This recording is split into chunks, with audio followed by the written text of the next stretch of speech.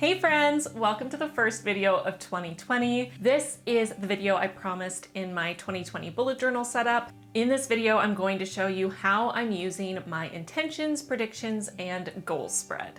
So this may be a helpful video for you if you're looking for some inspiration for goal setting or New Year's resolutions for the new year. I'm not super into New Year's resolutions because I feel like I never actually stick to them, but my hope is that this spread will help me to actually make some positive changes in 2020. So as I mentioned in my 2020 setup video, I wanted to take some time to really think about how 2019 was for me, to do some reflection before I used this spread, because I definitely think that going into goal setting without having spent any time reflecting is sort of a waste of time. You need to know where you are right now to be able to figure out how to get from where you are to where you want to be. Without point A, you can't figure out how to get to point B. So with this in mind, I set up a little 2019 in review or 2019 snapshot spread in my current bullet journal. Or as of now, because when this video goes live, it will be January 1st, my previous bullet journal. I set up the spread on a live stream with my patrons. I do a patron exclusive live stream with my $3 tier patrons every single month. So I set up the spread and answered some of the questions live with my patrons, and then I finished the questions on my own, really taking the time to think through the different questions I'd asked myself. I will type up all the questions and leave them down below in the description box so that you can use them in your own bullet journal if you are so inclined. Some of the questions I asked myself were things like, what did I do right in 2019? What did I do wrong or poorly in 2019? My favorite moments of 2019, the hardest moments of 2019, the one word that sums up 2019 for me, and a bunch of others. So again, check out the description box if you want to see the full list of questions I asked myself for review of 2019. So obviously I set up the spread in 3 sections. I had my intentions section, I had the prediction section, and I had my goals section. Some of you asked in the comments what the difference is between an intention and a goal. My personal view on the difference between an intention and a goal would be that an intention is more so your mindset. It's how you think about your life or things you want to do in your life. It is how you feel about things and how you frame them mentally, whereas a goal is something that is action-oriented. It's a thing you do. So hopefully that makes sense. Again, that's just how I see it. I'm sure that everyone has their own impression of what an intention is, what a goal is, but that's how I am framing this for myself, and that's why I had them as separate things in my spread. Not only do I have this spread split into 3 as far as intentions and predictions and goals, but I also have each of those sections split into 3 for the 3 main categories I want to focus on in 2020. And those 3 categories are self, relationships, and work. Obviously, different people have different preferences on how they want to separate different aspects of their life for goal setting. For me, I have found that if I have too many different goals, if I have too many different sections, I just get overwhelmed and I kind of shut down. So I wanted to keep things as simple as possible. So I feel like 3 things is pretty manageable. And this is kind of how I think about my life in general. There's my personal life and there's my work life. And within my personal life, there's my own self, my own mental state, my physical state, my mindset, all of those things, my relationship with myself, essentially. And then there's my outward relationships with the people I love. So I'm starting with my intentions, and I'm starting with my intentions for myself in the new year. So this is looking at how I want my mindset to be, how I want to think and feel about myself in 2020. What I wrote for my intention for myself is true self-love and self-compassion. I think I've been doing a lot better at self-compassion in 2019 and to a certain extent self-love, but I think I need to take it a step further because there is a certain aspect to self-compassion and self-care where you start to not actually treat your body and your mind in the most healthy way in the name of being compassionate or caring for yourself. Now, I'm not saying all self-care is like this or all self-compassion. I think self-care and self-compassion are very important, and I very much am an advocate for them and practice that in my own life. But I definitely noticed in 2019, in my pursuit of improving my self-compassion, I allowed myself to stop doing certain things that are good for my mental health and for my physical health. For example, working out. In the name of self-compassion, I was easier on myself when I didn't work out, which is something that's important for me as someone who is in recovery from an eating disorder. I needed to learn how to be easy on myself for not necessarily working out at the level or the frequency that I used to think I needed to. But on the flip side, that led to me not really working out at all for an extended period of 2019. And that's just, objectively not good for your physical health to not really be physically active. So I think there has to be that middle ground. And that's why I really want to focus on true self-love and self-compassion in 2020. I want to be easy on myself. When I need a break, I need to be able to take it, but I also need to push myself a little bit to take care of my body, take care of my mind, to keep it as healthy as I can, because I know that that is also important. So that is sort of my intention for myself in 2020. And along with that, I wanted to come up with a simple affirmation that I could say to remind me of my intention.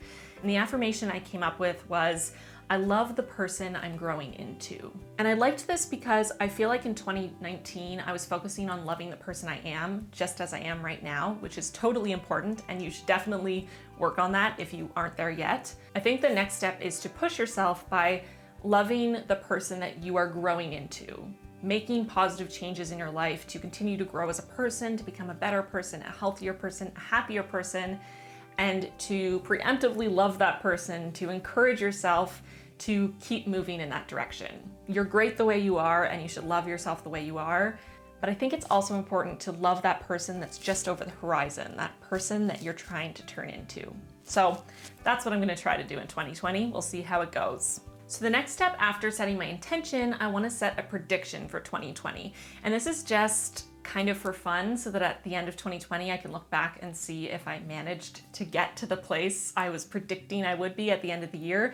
These are obviously very lofty predictions. These are my hopes for the end of 2020, but I want to frame them in such a way that they feel like they're just a given. This is where I'm going to be at the end of 2020. I'm just predicting it now, and hopefully it comes true. So for my self-prediction, I am moving forward into 2021 fitter, both mentally and physically, more grounded and present. I think that's pretty self-explanatory. And then for the goals section, I wanted to translate my intentions, my affirmation, my predictions into actionable steps I can take in the first quarter of the year to move in that direction.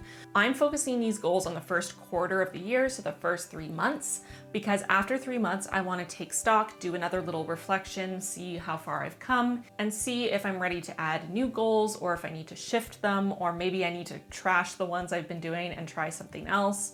I think it's important to continue to reevaluate and not just try to stick to one goal through an entire year, because sometimes those goals just don't work, and sometimes our needs change. So my self goal for the first quarter of 2020 is to develop a true morning routine. So 10 minutes of either yoga or some sort of workout, followed by 10 minutes of either meditation or journaling every single morning.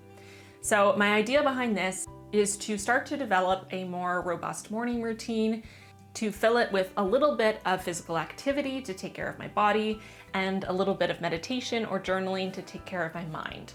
And ideally, doing at least 10 minutes of each of those every single day will help me to move towards my goal of taking care of my mental and physical health, at the same time as pushing myself to constantly grow and improve. So now that you get the general structure of how this is working with the intentions, the affirmation, the predictions, and the goals, I'm gonna go more quickly through the last 2 sections, my relationships and work. So my intention for 2020 and my relationships is to embrace honesty, vulnerability, and conflict as avenues for growth. My affirmation, a daily recommitment to show up with an open heart. My relationship prediction, I communicate well and with openness. My relationships are deeper and more connected than ever before. And then my goals for my relationships in the first quarter of 2020, weekly quality time with Jason, my husband, and check-ins every month, as well as quality time with friends and family at least once this quarter. Now, maybe for you, this seems like not a lot. My goal is literally to spend quality time with each of my friends and family at least once in the first 3 months of 2020. But for me, as someone who works from home and is an extreme introvert, that's a big goal, okay? Especially because a lot of my friends and family do not live anywhere near me. So being able to spend quality time with them means either planning far in advance or doing some sort of Skype or FaceTime call. So I think making sure that I spend quality time either physically or virtually with my friends and family at least once in the first 3 months of the year will be a good challenge. And honestly, that probably means that I'll be doing something every week or every few weeks to make sure that I am making time for everyone. So fingers crossed, cross your fingers and toes for me that I'm going to be able to make that work. I'll do my best. All right, and the last section is work, my career. So my intention for work in 2020 is to find a healthy work-life balance and to have fun with it. My affirmation is balance means setting boundaries and respecting them. My prediction for my work life at the end of 2020, I am fulfilled in my work and proud of my success. I am financially stable and have my 100K plaque on the wall. A girl can dream, okay? I just hit 50,000 subscribers a few days before 2020 started, which was such an amazing milestone that I didn't even dare to dream for, honestly, in 2019. And it's kind of a lofty goal to double that in 2020, but sometimes you just have to reach for the stars, you know? So putting it out into the universe. I really want that plaque, okay? I want YouTube to validate my existence on the platform. Is that too much to ask? I don't know. And lastly, my goal for work in the first quarter of 2020 is to find my off switch, if it exists. Hard stop at 8 p.m. each night and 1 day off each week. It seems weird to be trying to reach an ultimate goal of more success in your work by focusing on a goal of resting and working less. But I honestly think it will be better for my work in general, for the quality of my work, if I find a healthier work-life balance and I spend more time resting and recharging. When your entire job is being creative and making things and being fun and present, when you get burnt out, that creativity just completely zaps away, or at least it does for me. So my hope is that if I find a way to take breaks, to rest, to do other things that I love that are not necessarily related to YouTube or content creation, that I will have even more creativity, even more ideas, and even more excitement and fun in the things I'm making, and that will translate to more success. So those are my intentions and my predictions and my goals for 2020 using this spread I set up in my 2020 bullet journal setup video. I hope that this was thorough enough for you to get a really clear understanding of how I'm using this spread. If it works for you, amazing. I would love to be tagged in photos of your spreads, or if you want to send them to me in a DM. I love seeing the spreads that I share with you being useful for you in your life, in your own bullet journal. So if that works for you, amazing. If it doesn't, that's cool too. We are all such unique people who have different needs when it comes to goal setting and personal growth. So if this doesn't work for you, that's cool. I'm not offended. Hopefully it will at least work for me. That's my hope anyway. So thank you for watching this video. Thank you for hanging out with me in my first video of 2020. I'm so excited for all of the content that is to come. By the way, I did select the 12 winners for Plantmas. They are all named in a pinned comment on the final Plantmas video. So go check that if you haven't already. I've been contacted by I think 7 out of the 12 winners, but the last few have been radio silent. So please double check that. If your name is there, please send me an email so that I can figure out which prize you're getting and get your address and send it out to you and all that good stuff. If I don't hear from everyone by the end of this week, I'm going to be selecting new winners for those last few spots. So please double check just in case your name is on that list. I don't want you to miss out on your prize just because you didn't see that you had won. That is it for this video. Thank you so much for watching, and I will see you on Saturday for the flip through of my last bullet journal. Bye, friends. I want to take a quick moment to thank my patrons for their support. Extra special thanks to our newest patrons, Marnie, Leor, Anna, Gail, Isabel, Brandy, Girl1, Julia, Mary Beth, and Shallon. Thank you so much for joining the squad. If you at home want to join the squad and see what it's all about, check out the link in the card or in the description box down below.